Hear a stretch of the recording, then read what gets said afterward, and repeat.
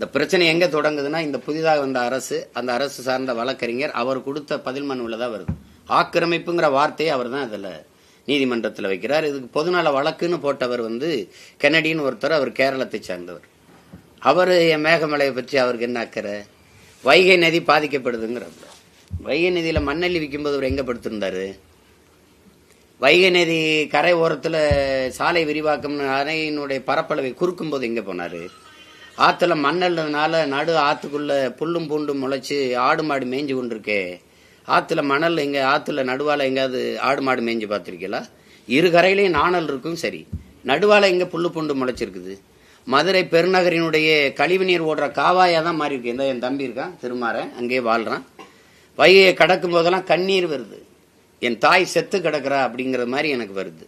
இப்ப அந்த மாதிரி எல்லாமே நாசமாக போகுது.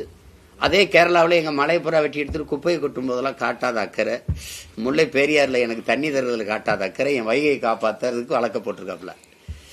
அதே நீதிமன்றம் 28ஆம் தேதிக்குள்ள காலி பண்ண, இல்லைன்னா துணை ராணுவ படையை வச்சாது வெளியேற்றுங்குது. அதை நீங்கள்லாம் அனுமதிக்கிறீங்களா?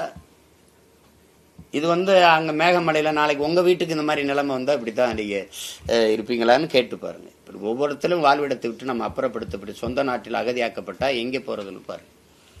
அந்த பிரச்சனைக்கு தான் நாங்கள் அதுக்கும் இந்த மாஞ்சோலைக்குமாக இந்த போராட்டத்தை முதல்ல முன்னெடுக்கிறோம்.